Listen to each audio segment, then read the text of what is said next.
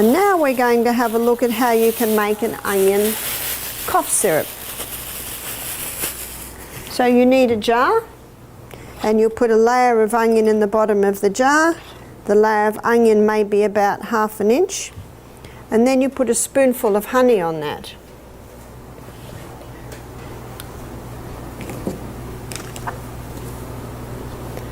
So we'll put our spoonful of honey on that.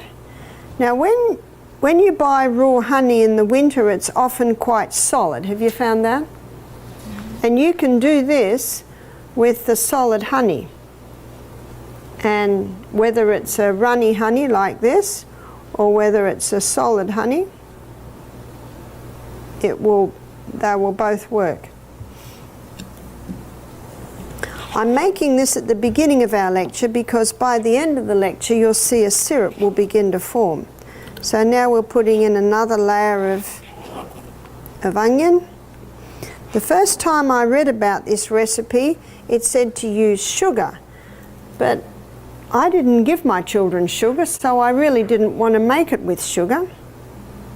So I thought, I'll try it with honey, and it works very well with honey.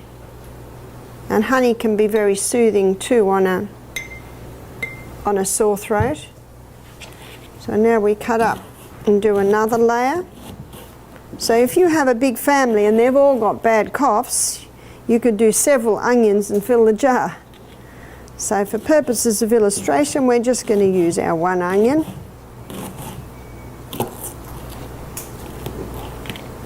So we put another layer in.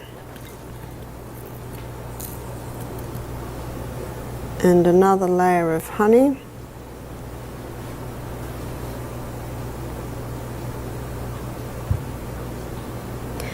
Now the sky's the limit with how you make this. You can put garlic in there, you can put ginger in there as well as if you like. Now our last layer goes in, and you end with a layer of honey. And drizzle it over.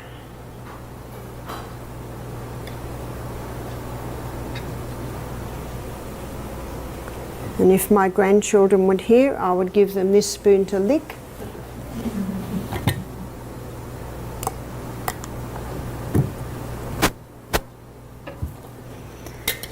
So as you can see at the moment, we've just got sticky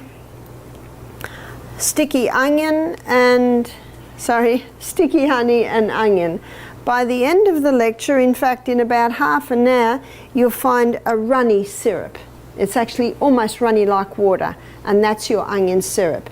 So you leave the onion in the honey for 24 hours, and after 24 hours, in fact you'll see it even tomorrow through the day, it'll look like onion swimming in a syrup.